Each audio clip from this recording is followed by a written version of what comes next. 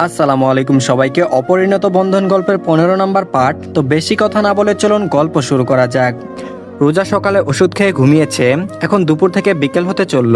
তুরজান ও রোজা ঘুমানোর পরে বাড়ি থেকে বেরিয়েছে, এখনো ফেরেনি।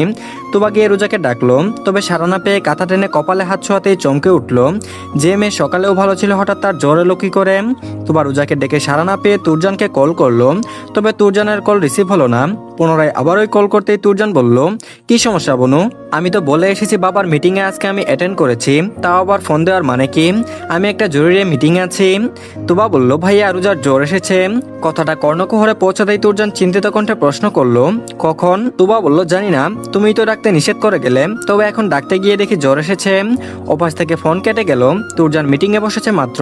লম্বা আকৃতির টেবিলে তুরজান সহ সব ওয়াকাররা বসে আছে, মিটিং শুরু হবে সেই প্রতীক্ষায়। তবে হঠাৎ তুরজানকে উঠতে দেখে একজন বলল, স্যার এনিথিং ইজ রং। তুরজান কোনো কথা বলল না, উঠে চলে যেতে নিলে একজন বলল, স্যার কিছুক্ষণের মধ্যে মিস্টার চার্লস চলে আসবে, আপনার বাবার স্বপ্নের ডিল এটা, আর সময় মতো মিটিং না হলে আপনার বাবার এতদিনের ইচ্ছা স্বপ্ন দুটোই নষ্ট হয়ে যাবে। হঠাৎ কোথায় যাচ্ছেন স্যার? কোনো কথা না বলে কটাক্ষ সুরে বলল, I don't care, meeting cancel করো। ওপাশ থেকে বলল, স্যার আপনার বাবার অনেক টাকার প্রজেক্ট লস হয়ে যাবে। তুরজান বলল, তোমাকে চিন্তা করতে হবে না, ক্ষতিপূরণ আমি দিয়ে দিব। বলে দৌড়ে অফিস থেকে বেরিয়ে গেল। হঠাৎ এমন রাগী বদমেজাজি মানুষটা কার খবর পেয়ে ছুটে গেল তা নিয়ে কেউই অবগত নয়। তবে এটুকু বুঝলো, আপন কেউ নয়তো এই অল্প কয়দিনে তুরজান নেওয়াজ সম্পর্কে সবাই যা শুনেছে আর যা দেখেছে তাতে এমন বিহেভ করা লোক তুরজান নেওয়াজ না। আর এদিকে তুবা রোজাকে বেডে হেলান দিয়ে বসালো। তবে রোজা এখনো চোখ বন্ধ করেই আছে। জ্বরের প্রকোপ এতটাই বেশি যে তাকাতে পারছে না। তুবা রোজাকে খাবার খাওয়াতে গেলে রোজা বলল, খাবো না। তুবা বলল, একটু খেয়ে মেডিসিন খেয়ে নে, ভালো লাগবে। রোজা বলল, খাবো না। বাবারা কখন আসবে? তুবা বলল, বলেছে চলে আসবে, রাত হতে পারে, চিন্তা করবে তাই তোর জ্বরের কথা বলিনি, কাকুমনি শুনলে তো একেবারে হৈহুল্লোড় বাঁধিয়ে দিবে। রোজা বলল, ভালো করেছিস, জানাসনি, এখন আমার কিচ্ছু ভালো লাগছে না, বিরক্ত লাগছে সব। বলতে বলতে রুমে ঢুকলো তুরজান। তুরজানকে দেখে রোজা কাঁথা টেনে মুখ ঢেকে নিল। কিছুতেই সে কথা বলবে না। কি দরকার ছিল অত সকালে গোসল করানোর, তাও 1 ঘন্টার মতো সময় ধরে? এখন জ্বর এসেছে তো খুশি নিশ্চয়ই, নয়তো সকালের পর থেকে একবারও দেখতে এলো না রোজা কেন উঠছে না। কিছুতেই কথা বলবে না। তুবা খাবার প্লেট রেখে তুরজানকে বলল, ভাইয়া ওকে খাবার খাইয়ে দিও, ও এখনো দুপুরের খাবার খায়নি, আর তাই হয়তো জ্বরের ঘুরে আবল তাবল বকছে। বলে রুম থেকে বেরিয়ে গেল। রোজা ছোট থেকেই এমন, জ্বর এলেই কখন কি বলে না বলে ঠিক নেই। কখনো বলে আকাশ থেকে পানির ফোঁটা পাথর হয়ে তার গায়ে পড়ছে, তো কখনো বলে একটা ছোট জিনিস চোখের সামনে এত বড় হয়ে যাচ্ছে, আবার কখনো ছোট জিনিস গায়ে পড়লেও অনেক ভারী লাগে। এগুলো সত্যিই হয়। শরীর দুর্বল হলে আবার কেউ পাগল বলে না। তুরজান রোজাকে মুখ থেকে কাঁথা সরাতে বলল। রোজা আরো মুখ ঢেকে নিল। তুরজান এবার কাঁথা নিচে টেনে ফেলে দিল। রোজা জ্বরের প্রকোপে শীতে কাঁপছে, তবে কাঁথা টান দিতে রোজার ফর্সা উদর ভাসমান, টপ কিছুটা উপরে উঠে গেছে। রোজা তড়িৎ গতিতে অন্য পাশে ফিরল। তুরজান রোজার পাশে বসলো। রোজা শীতে এখনো কাঁপছে দেখে তুরজান কাঁথা রোজার গায়ে দিয়ে রোজাকে নিজের উরুতে বসালো। রোজার কপাল ঠেকালো তুরজানের বুকে। তুরজানের শরীরে ঝাঁকুনি দিয়ে উঠলো। শার্টের উপর থেকে রোজার জ্বর অনুভব করলো। গা জ্বরের প্রকোপে পুড়ে যাচ্ছে। তুরজানের শরীর থেকে আবার সেই রোজা পারফিউম হেডলাক্সের পারফিউমের গন্ধ রোজার নাক ছেদ করলো। তবে উষ্ণতা অনুভব করে তুরজানের বুকে মাথা ঠেকিয়ে বসে রইল। রোজা এখনো চুপ আছে। জ্বরের ঘুরে এখনো জেদ কমেনি। সে কিছুতেই কথা বলবে না। তুরজান ড্রয়ার থেকে থার্মোমিটার বের করে রোজাকে হা করতে বলল। রোজা মুখ না খুলে চুপ করে বুকে মাথা গুজে রইল। তুরজান রাগী স্বরে বলল, হা কর স্টুপিড। রোজা কিছু বলল না। তুরজান আবারও বলল, কি হলো, হা কর, জ্বর চেক করব। রোজা আবারও কিছু বলল না। তুরজান আবারও বলল, স্টুপিড, হা কর, নয়তো এক আছাড় মারব। তুরজানের বুকে লেপটে থেকে রোজা ফুপিয়ে কেঁদে উঠল। তুরজান রোজার মুখ 2 হাতের আজলাই নিয়ে নরম সুরে শুধালো, কি হলো, কাঁদছিস কেন? রোজা কেঁদে ফর্সা মুখ লালচে হয়ে গেছে। নাক টানতে টানতে বলল, আপনি শুধু আমাকে বকেন, কই আর কাউকে তো বকেন না, আমি কি খুব খারাপ? বলে তুরজানের বুকে মাথা ঠেকিয়ে 2 হাত দিয়ে তুরজানের পিঠে জড়িয়ে ধরল। তুরজান বেশ বুঝতে পারলো জ্বরের ঘুরে এসব বলছে। তুরজান রোজাকে সোজা করতে গেলে আরো তুরজানকে 2 হাত দিয়ে শক্ত করে ধরলো। মিনমিনিয়ে বলল, একটু থাকি না প্লিজ, খুব শীত করছে, নয়তো শীতে মরে যাব। তখন বকবেন কাকে? মরা মানুষকে কি বকা যায়? আমি তো। থেমে গেল রোজা। তুরজানের বুকের ভিতরে উত্তাল নৌকা থাকা একটা অসহায় মানুষের মতো শূন্যতা অনুভব করলো। জ্বরের ঘুরেও এই মেয়ে তুরজানের বুকে তীর ছুড়ল। সে কি জানে তাকে ঘিরে তুরজান নেওয়াজ বেঁচে থাকে? একটুখানি আশায় কবে তার মতো রোজাও অনুভব করবে তুরজানকে ভালোবাসবে। তুরজানের আলতো হাতে ওভাবে রোজার মুখে থার্মোমিটার দিল। কিছুক্ষণ বাদে বের করে দেখলো জ্বর 104 ডিগ্রি সেলসিয়াস। থার্মোমিটার রেখে রোজাকে ডাকলো, তবে রোজা এখন একদম তুরজানের শরীরের সাথে মিশে রয়েছে। রোজা গুনগুন করে কি যেন বলছে, তা দেখে তুরজান রোজার ঠোঁটের কাছে নিজের কর্ণ দিতেই শুনতে পেল রোজা বলছে, আপনি শুধু আমায় বকেন, আর কাউকেই বকেন না, সবাইকে ভালোবাসেন, আমাকে একটুও ভালোবাসেন না, একটুও না, আমি কিছুতেই আপনার সাথে কথা বলবো না। তুরজান কথাটা শুনে মুচকে হাসলো, তবে এ হাসিতে মনে হলো বহু পুরনো আঘাত ভোলার হাসি। তবে তা তার প্রিয়তমার অগোচরে রয়ে গেল। তুরজান রোজার মুখ পানে চেয়ে বলল, সবাই তো আর আমার বুকে বাম্পাজর নয় যে সবাইকে বকবো, রাগ দেখাবো। তবে তুই আমার বুকের বাম্পাজর, তাহলে কেন অন্যের ছোঁয়া তোর শরীরে আমি সহ্য করব? জানিস ভীষণ কষ্ট হচ্ছিল যখন ডেলিভারি বয়ের ছোঁয়া তোর হাতে লেগেছিল, কেন এমন তীব্র হিংসা হচ্ছিল আমি জানি না। একটু থেমে আবারও বলল, ভালোবাসা বুঝি এতই সহজ? আমি তো তোর স্বপ্ন পূরণে তোর থেকে দূরে পাড়ি জমিয়েছিলাম, তবে তুই কেন সেই পুরা ক্ষতকে আবার আঘাত করলি? কেন আমার স্মৃতি তোর মস্তিষ্ক নেই রোজা? আমি কি খুব বড় ভুল করেছিলাম সেদিন? তবে সেদিন ভুল করলেও তোকে বলে আমি যেতে পারতাম না? তুই বল, হৃৎপিণ্ড রেখে যেখানে যেতে কষ্ট হচ্ছিল সেখানে হৃৎপিণ্ডের চোখে ঝরা পানি কিভাবে দেখে চলে যেতাম?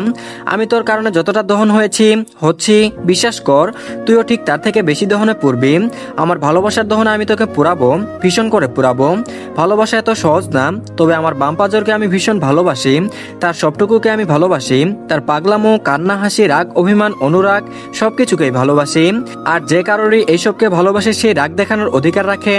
বলতেই তুবা ডক্টর নিয়ে রুমে প্রবেশ করলো। এই মহিলা এতদিন যাবত রোজার চিকিৎসা করছেন, ততক্ষণে তুরজান ঠিক হয়ে বসেছে, তবে রোজা এখনো তুরজানের বাহুডোরে আবদ্ধ। ডক্টর এসেই বলল, ওকে বেডে শুইয়ে দিন। তুরজান রোজাকে শোয়াতে গেলে রোজা আরো শক্ত করে তুরজানকে জড়িয়ে ধরে বুকে মাথা রাখলো, মানে সে বেডে শুতে চাইছে না। তা দেখে ডক্টর বললেন, আপনি ওনাকে ধরে রাখুন, আমি এভাবেই চেক আপ করছি। কিন্তু হঠাৎ এমন জ্বর, অত ঠিক 9 বছর আগেই এমন জ্বর হয়েছিল। ডক্টর এসে রোজাকে চেক আপ করে বলল, রোজার কন্ডিশন ভালো লাগছে না, হঠাৎ জ্বর, বাড়িতে আর কেউ নেই, থাকলে মাথায় জলপট্টি দিতে বলুন, আস্তে আস্তে কমে যাবে। বলেই ডক্টর বেরিয়ে গেলেন। প্রেসক্রিপশন নিয়ে তুরজান বেরোতে গেলে তুবা বলল, ভাইয়া আমাকে দাও, আমি নিয়ে আসছি। তুরজান বলল, কিন্তু এখন বাইরের অবস্থা ভালো না। তুবা বলল, সমস্যা নেই, তাছাড়া ফার্মেসিও বেশি দূরে নয়, তুমি বরং রোজাকে দেখে রেখো, আমি এখনই নিয়ে আসছি। তুরজান বলল, সাবধানে তুবা। হুম বলেই তুবা ওষুধ আনতে চলে গেল। তুবার আজ ভীষণ খুশি লাগছে, কতদিন পর ভাইয়া তাকে নাম ধরে রেখেছে। সেই ছোটবেলা 10 বছর আগে হয়তো তুরজানের মুখে নিজের নাম শুনেছিল। ভাবনার মাঝে হাতে টান অনুভব করলো, একটা ছেলে তাকে টেনে ধরেছে বুঝতেই কষে থাপ্পড় দিতে গেল। তবে ভাবনার ছেদ ঘটলো, ভাইয়ার কথা ভেবে ভেবে সে আবেগে আপ্লুত হয়ে এখনই গাড়ির নিচে চাপা পড়তো। ভাগ্যিস লোকটা তাকে বাঁচিয়ে নিল, কিন্তু এমন মাস্ক পরে আছে কেন তাই বুঝলো না। নিশ্চয়ই হাঁপানি রোগী, থ্রোতে শ্বাসকষ্ট, তাই রাস্তায় মাস্ক পরে আছে। এই যে মিস, দেখে চলতে পারেন না? একটু হলেই তো। তুবা বলল, সরি, আসলে। থেমে বলল, এই আপনার তো হাত ছিলে গেছে। এতক্ষণে ছেলেটি খেয়াল করলো আসলেই তার হাতে কিছুটা ছিলে গেছে, হয়তো তুবার হাত ধরে টান দিতে গিয়ে হাত গাড়িতে একটুখানি লেগেছিল। চলন্ত গাড়িতে হাত লাগায় এমনটা হয়েছে। তুবা নিজের পার্স থেকে একটা মেলি রুমাল বের করে লোকটার হাতে পেঁচিয়ে দিল, সাথে কিছু টাকা দিয়ে বলল, সরি, আমার জন্য আপনার হাত কেটে গেছে, এই টাকাটা রাখুন, ডাক্তার দেখিয়ে নেবেন। কি মনে করে লোকটা টাকা নিয়ে তার ওয়ালেটে রেখে দিল। যদিও তুবা অবাক হয়নি, তার জন্য কেটেছে, এটার একটুখানি সুদ তো হলো, কেউ কাউকে হেল্প করবে তা সুদ করা সম্ভব না। তুবা বলল, আসলে আমি। ছেলেটি বলল, আসলে আপনি কিছু একটা ভাবছিলেন তাই তো? আসলে অ্যাক্সিডেন্ট করার সময় সবাই বলে সে কিছু একটা ভাবছিল। তুবা অবাক হয়, এই লোক না হয় তার জীবন বাঁচালো, ঠিক আছে, তাই বলে মাথা কিনে নিয়েছে নাকি? একটা মেয়েকে রাস্তায় পেয়ে জানাই তাই বলছে। তুবা বলল, আপনার মাথায় সমস্যা, ডাক্তার দেখিয়ে নেবেন। আর হ্যাঁ, থ্যাঙ্কস জীবন বাঁচানোর জন্য। কথা শেষ হওয়ার আগে ছেলেটি বলল, আচ্ছা ডাক্তার দেখিয়ে নিব, ভাবছি আজ আর যাবো না, 7 দিন পরে যাই ডাক্তারের কাছে। তুবা বলল, অদ্ভুত লোক তো আপনি, আপনি কবে ডাক্তার দেখাবেন তা আমাকে বলছেন কেন? নাকি রাস্তাঘাটে সবাইকেই বলেন?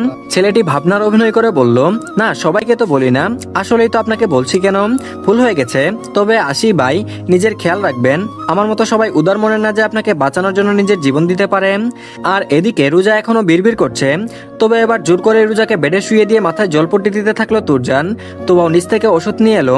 তুরজান রোজাকে জোর করে কয়েক লোকমা ভাত খাইয়ে দিল, তারপর মেডিসিন খাইয়ে দিল। রোজা জ্বরের ঘরে খাবার খেয়ে মেডিসিন খেলো, তবে তুরজানের এক হাত এখনো ধরে রেখেছে। তুরজান রোজাকে শুয়ে কাঁথা গায়ে দিয়ে তুরজানের নিজের রুমের উদ্দেশ্যে পা বাড়াতে রোজা শক্ত করে তুরজানের হাত ধরে বলল, থেকে যান এখানে, আমার ভীষণ ভয় করছে, মরে যাব আমি। বলতেই তুরজান ফিরে তাকালো, রোজা এখনো শীতে কাঁপছে। তুরজান 15 ওরা এসে রোজার পাশে বসলো। রোজা কাছের উষ্ণতা পেতেই তুরজানের উড়োতে মাথা উঠিয়ে দিল। তুরজান চুপ করে তার বোকা পাখির কাণ্ড দেখছে।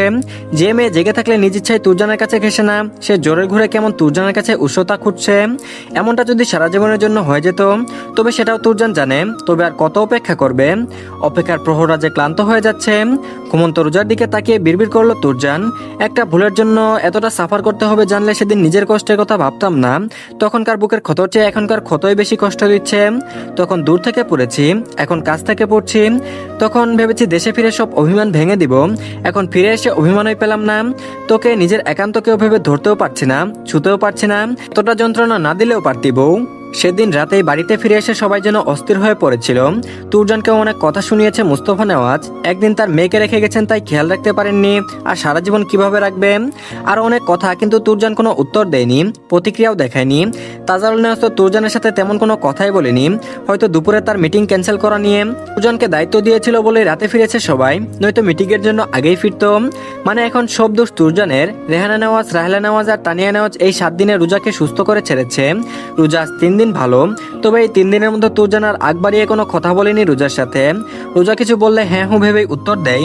রোজা ভেবেছে হয়তো বাড়ির সবাই রোজার অসুস্থতার জন্য তুরজানের সাথে রাগ করেছে। এখন সেই রাগ নিয়ে তুরজান কথা বলছে না রোজার সাথে। আজ 2 দিন সুস্থ হয়েছে। কালকে আরাজের বার্থডে উপলক্ষে রাফেজ বাড়ি ফিরেছে। আজ বাড়ির সবাই ব্যস্ত বললেই চলে আরাজের বার্থডে সেলিব্রেশন করার কাজে। ডেকোরেশনের শেষের দিকে সবাই শুধু ব্যস্ত রোজাকে বসিয়ে রেখেছে, কিছু করতে দিচ্ছে না। প্রত্যেকবার রোজা এসবে আগে থাকে, অথচ এবার তাকে কিছু ছুতে পর্যন্ত দিচ্ছে না। রেহানা নেওয়াজ এসে একবার জোর করে এটা ওটা খাইয়ে দিচ্ছে রোজাকে। তো তানিয়া নেওয়াজ এসে কেমন কেমন লাগছে বলছে, কি খেতে মন চাচ্ছে এইসব জিজ্ঞাসা করছে। সাথে রাহেলা নেওয়াজ তো সুযোগ পেলে রোজাকে ফাঁসিয়ে দিয়ে দুনিয়ার যা ফ্রুটস আছে তা খেতে বলছে। 2 গিন্নি এসে মুখে পুরে দিয়ে গেলাচ্ছে। আর তাজারুল নেওয়াজ আর মুস্তফা নেওয়াজ তো বাইরে গেলে জিজ্ঞেস করে কি লাগবে, কিছু আনতে হবে কিনা। এসব ভেবে রোজা সোফা থেকে উঠে একটা ফুলের ঝুড়ি ধরতে রাফেজ বলল রোজা। রোজা বলল হুম ভাইয়া, কিছু বলবা? রাফেজ বলল তুরজানকে একটু ডেকে দিবা না, মানে এখনো ঘুম থেকে ওঠেনি। রোজা বেশ অবাকই হলো, সকালে ওঠা মানুষ এখনো ঘুমাচ্ছে না, মানে আবার অসুস্থ নাকি? রোজা দুমনা নিয়ে বলল ভাইয়া উনি কি অসুস্থ? না মানে এত দেরিতে তো উঠেন না। রাফেজ বলল জানি না, সেজন্যই তো তোমাকে একটু বলছি ডেকে দাও, বলে সে অন্যদিকে চলে গেল। রোজা আরো কিছু জিজ্ঞাসা করার আগে কাজে ব্যস্ত হয়ে গেল। রোজাও কথা বলবে না? রোজা কি সবকিছু বলেছে? বলেছে যে আমার অসুস্থতার জন্য আপনি দায়ী? বলেনি তো। রোজা হয়তো ভালো থাকলে তুরজানকে দোষ দিতে দিত না, বলে দিত তুরজান ভাই আমাকে নিষেধ করেছিল, আমি জোর করে ভিজেছিলাম। কিন্তু সে নিজেই আজকে তুবার থেকে শুনেছে। তুবা জিজ্ঞেস করেছিল রোজা হঠাৎ তুরজান ভাই আমার সাথে কথা বলছে না কেন। তুবা সবটা খুলে বলল। রোজা সরিয়ে বলতে চেয়েছে, কিন্তু তার তো সকাল থেকেই দেখাই নেই। রোজা ভেবেছে হয়তো কোনো কাজে বাইরে গেছে, কিন্তু না, এখন শুনছে সে ঘুম থেকে ওঠেনি। কিন্তু সে তো কিছুতেই কথা বলবে না, অন্যর করার আগের জন্য তার সাথে কথা বলছে না, সেও বলবে না। এদিকে তুবার সাথে আরেক কাণ্ড ঘটে গেছে। একে তো সে নিজের মনে হারানো ব্যক্তিকে এখনো খুঁজেই পেল না, আবার তাজারুল নেওয়াজ বলেছেন আজকের পার্টিতে নাকি তার কোনো বন্ধু আর বন্ধুর ছেলে আসবে। তার বন্ধুর ছেলের জন্য তুবাকে ভীষণ পছন্দ, আজকে পার্টিতে আসবে যেহেতু সেহেতু তুবাকে একবার দেখে যাবে। তাজারুল নেওয়াজ প্রথমে সম্মতি না দিলেও তুবাকে জিজ্ঞাসা করেছিল তার কাউকে পছন্দ আছে নাকি। তবে তুবা কি বলতো, যাকে চেনেই না, যে হঠাৎ অদৃশ্য হয়ে গেল, তার কথা পরিবারকে কিভাবে বলতো? হয়তো অচেনা লোককে চিনলে বা তার সম্পর্কে কিছুটা জানলে সে পরিবারকে বলতো তার পছন্দ আছে, কিন্তু সে তার সম্পর্কে কিছুই অবগত না। যদিও রোজা বলেছিল তুবাকে সবটা তুরজান বা মিরানকে জানাতে, কিন্তু তুবা ভয়ে কাউকে কিছু বলেনি, আর রোজাকেও বলতে দেয়নি। তুবা যেহেতু চুপ ছিল তাই তার চুপ থাকাকেই সবাই ধরে নিয়েছে পরিবারের পছন্দই তার পছন্দ। তাই তাজারুল নেওয়াজ তার বন্ধুকে হ্যাঁ বলেছেন। আর এদিকে পৃথিবীর বুকে এই নিশ্চয়তার জন্য মানুষ তার প্রিয় মানুষকে হারায়, পরে হারিয়ে সারা জীবন আফসোস নিয়ে বেঁচে থাকে। মানুষ আফসোস নিয়ে বেঁচে থাকে, কিন্তু এটুকু সাহস পায় না প্রিয় মানুষকে নিজের বলে দাবি করতে। তুবা এই নিয়ে মন আরো খারাপ, সকাল থেকে নিচেই আসেনি। একটু আগে রাফিয়া ডেকে নিয়ে এসেছে, তাই দুমনা নিয়ে তুবাকে ডেকে বলল তুবা রাফেজ ভাইয়া তোর ভাইকে ডেকে আনতে বলল, গিয়ে ডেকে নিয়ে আয়। তোমার মন খারাপ স্পষ্ট দেখতে পাচ্ছে রোজা। তুবা ভ্রুকুচকে বলল এমনি সময় তুরজান ভাই করে মুখে ফেনা তুলিস, এখন কি হলো, আমার ভাই হয়ে গেল? রোজা বলল কিছু না, ডেকে নিয়ে আয়। তুবার হাতে আগেই ফুলের ঝুড়ি ছিল, রাফেজ ডাকতেই বলল ভাইয়া আমাকে ডাকছে, তুই গিয়ে ডেকে নিয়ে আয়, আর আমার ভালো লাগছে না, বলেই চলে গেল। রোজা যাবে না মানে যাবে না। মিরানকে ডাকার আগেই সে উল্টো ঘুরে চলে গেল, যেন সামনে রোজা তা দেখতেই পাচ্ছে না। রাফিয়া তো আরাজকে নিয়ে ব্যস্ত, থুর ভালো লাগছে না, সবাই ব্যস্ত মানে রোজাকেই যেতে হবে। রোজা দুমড়ে নিয়ে সিঁড়ি বেয়ে তুরজানের রুমের সামনে গিয়ে থামলো। দরজা দেখে মনে হলো খোলাই আছে, তবে নক করাই শ্রেয়। কয়েকবার নক করার পরও ভেতর থেকে কোনো শব্দ এলো না। রোজা অবাক হলো বটে, তবে পরক্ষণেই ভাবলো হয়তো ব্যালকনিতে, তাই ভিড়িয়ে রাখা দরজা ঠেলে ভিতরে ঢুকলো। ঘরটা অদ্ভুত নীরব, পর্দা টানা, হালকা অন্ধকার। রোজা দরজাটা ভেতর থেকে আলতো করে ঠেলে বন্ধ করলো। ঘরের নীরবতা যেন আরো গভীর হয়ে উঠলো। তাকে নিকশ কালো তিমির বলা চলে। রুমে গিয়ে আগে পর্দা সরালো। এতক্ষণে আধারে পরিপূর্ণ রুম যেন একটু আলো পেয়ে তৃষ্ণার্ত মিটিয়েছে। পর্দা সরাতেই পর্দার ফাঁক দিয়ে গলে আসা আলোটা সরাসরি এসে তুরজানের মুখে পড়ছে। তুরজান চোখ মুখ কুচকে নিল মুখে আলো পড়ায়। বেডের দিকে তাকাতেই দেখলো তুরজান গভীর ঘুমে। তুরজানকে দেখে মনে হচ্ছে অদ্ভুত শান্ত নিস্তব্ধ, যেন জীবনেও রাগেনি। কিছুটা অস্বাভাবিক লাগলো তার, এত গভীর ঘুম কেন ঘুমাচ্ছে। রোজা ডাকলো বেশ কয়েকবার, কিন্তু এত ডেকেও উঠলো না। রোজা একটু এগিয়ে গেল, বুকের ভেতরটা কেমন যেন কাঁপছে। ধীরে ধীরে বেডের পাশে গিয়ে দাঁড়ালো, নিচু গলায় ডাকলো, তুরজান ভাই। না, কোনো প্রত্যুত্তর নেই। বেডের পাশে বসে পড়লো রোজা, একটু ঝুঁকে খুব আস্তে বলল, তুরজান ভাই উঠবেন না।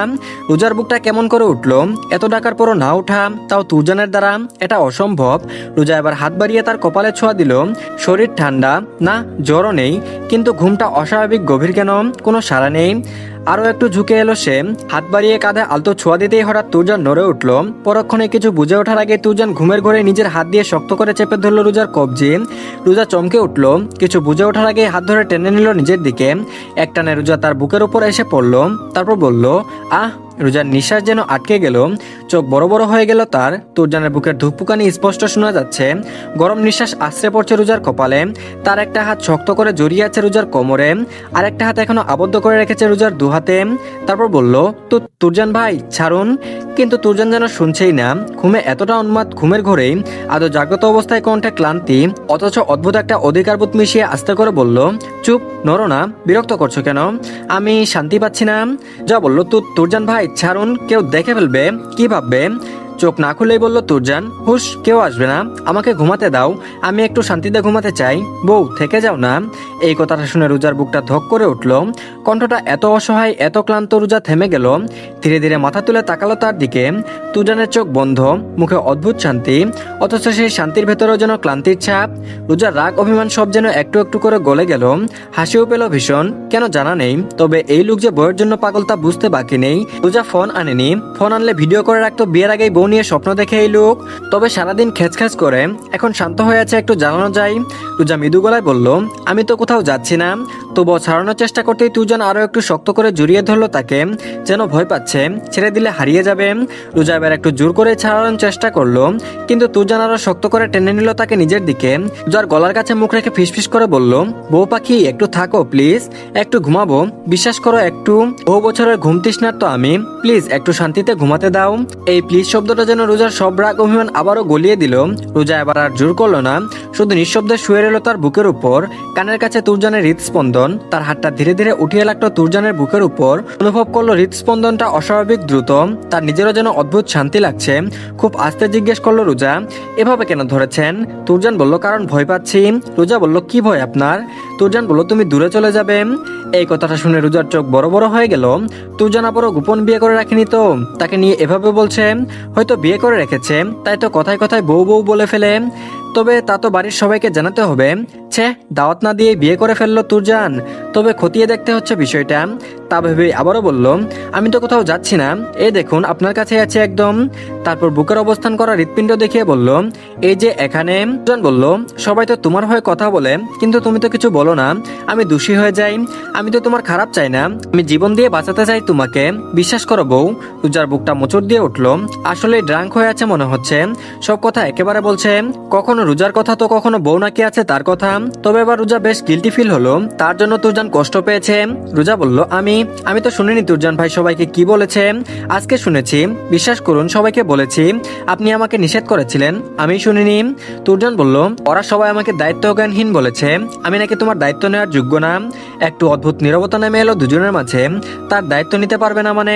পরক্ষণে রোজা ভাবলো, হয়তো তার দায়িত্বই দিয়েছিল তুরজান, সেটাই বলেছে। রোজা ধীরে ধীরে বলল, সরি, কিন্তু হঠাৎ ওই মনে পড়লো সবাই তো নিচে অপেক্ষা করছে।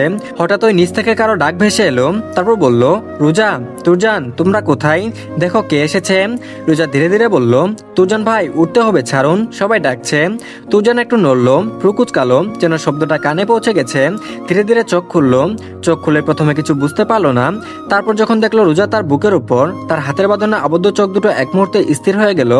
দুজনের চোখে চোখ, সময় যেন থেমে গেছে। রোজা চমকে উঠল, তাড়াতাড়ি উঠে বলল, শেষ, সবাই খুঁজছে। তুরজান বলল, রোজা তুই এখানে, আমার রুমে কেন? রোজা লজ্জায় লাল হয়ে গেল, তাড়াতাড়ি উঠে বসতে গিয়েও থেমে গেল, কারণ তুরজানের হাতে এখনো আবদ্ধ। তারপর রোজা মুখ ফিরিয়ে আসতে বলল, ছাড়ুন, সবাই ডাকছে আপনাকে। তুরজান ধীরে ধীরে হাত ছড়িয়ে দু হাতে মাথা চেপে ধরলো। মাথা কেমন ঝিম ধরে আছে। ঘুমের রেশ কাটেনি ভালো করে। কালকে রাতে মিরান আর রাফেজের সাথে শুধু এক কাপ কফি খেয়েছিল, পরে মাথা ঝিম ধরায় রুমে এসে ঘুমিয়ে পড়েছিল। এসব ভাবনার মাঝেও তার চোখ এখনো রোজার দিকে। তুরজান ধীরে ধীরে উঠে বসে বলল, ডাকছে তো, যা, না হলে সবাই আবার আমাকেই দোষ দিবে। রোজা দরজার দিকে গিয়ে থামলো, একবার ফিরে তাকিয়ে বলল, আপনি কি পারফিউম ইউজ করেন তুরজান ভাই? তুরজান বলল, তোকে কেন বলবো, হোয়াই? রোজা বলল, বললে কি হবে? বলল, অনেক কিছু হবে। রোজা বলল, বলুন না। তুরজান বলল, রোজা পারফিউম হেড লাক্স। কেন? রোজা বলল, আপনার চয়েস ভালো আছে, পারফিউমের গন্ধটা জাস্ট ওয়াও। একটু থেমে আবারও বলল, আপনি যাবেন না নিচে? না মানে সবাই আপনাকে ডেকেছে। বলল, কে ডেকেছে? রোজা উত্তর দিল না, তো যাওয়ার সময় পিছনে না ফিরেই বলল, নিচে আসেন তাড়াতাড়ি, সবাই অপেক্ষা করছে। আর এদিকে নিচে আসতেই দেখলো মিরান আর রাফেজ একসাথে দাঁড়িয়ে হাসছে আর কিছু কথা বলছে। রোজাকে দেখেই বলল, কি রে বনু, ভাইয়া উঠেছে? বলল, উঠেছে। মিরান বলল, তোকে কিছু বলেছে? রোজাকে যেসব আবল তাবল বলেছে তা এখন বললে নিশ্চয়ই রোজা আর তুরজানের দুজনের মান সম্মানের শেষ। রোজাও তো আবল তাবল বকে এসেছে, তাই মাথা নেড়ে বলল, না। না বলতে অবাক হয়ে রাফিয়া বলল, না মানে কিছুই বলেনি। রোজা বলল, না, কি বলবে, কিছু বলতে চেয়েছিল। রাফিয়া বলল, না, এমনি বললাম। তারপর রোজাকে নিয়ে একটু দূরে গিয়ে বলল, তোর গা থেকে ভাইয়ার পারফিউমের গন্ধ আসছে কেন? রোজা সত্যিই ঘাড় নিচু করে শুকলো। সত্যিই তো, তুরজানের শরীরের ঘাম আর পারফিউমের গন্ধ মিশে একাকার রোজার গায়ে। ইস কি লজ্জা, ওই হিটলার ওভাবে টান দিয়ে বুকে না ফেললেই তো। আর অমন অমন কথা না বললে রোজা তখন ওখানে থাকতো না, আর এখন এই পরিস্থিতিতে পড়তে হতো না। রোজাকে চুপ থাকতে দেখে রাফিয়া বলল, আচ্ছা আর লজ্জা পাস না? বললেই হয় তুই ভাইয়ার রুমে গিয়েছিলি, তাই পারফিউমের গন্ধ তোর গায়ে জড়িয়ে আছে।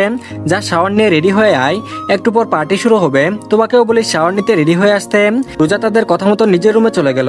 তবে যেতে যেতে বারবার নাসারন্ধ দ্বারা ওই তীব্র গন্ধ শুকে নিয়ে কিছু একটা অনুভব করলো। রোজার চোখের অগোচর হতেই মিরান বলল, আমি ওই ফার্মাসিস্টকে দেখে নিব। বলল 100% কাজ করবে, ঘুমে মাতাল তো হবেই। এখন কি হলো? কিছুই হয়নি। কিছু বলেও নি, আমার টাকা ওয়েস্ট হয়েছে, তাছাড়া কিছু হয়নি। মানে তুরজান নেওয়াজকে মাতাল করার ওষুধ তৈরি হয়নি। রাফিয়া পাশ দিয়ে যেতে যেতে বলল, ওষুধের প্রভাবে সব হয়েছে। আই মিন ভাইয়া তো কিছু রোজাকে বলেছে, বেশি কিছু না হলেও কিছু একটা বলেছে, আই এম শিওর। তো ধন্যবাদ সবাইকে, আজকের পার্টি এই পর্যন্তই, আশা করছি ভালো লেগেছে।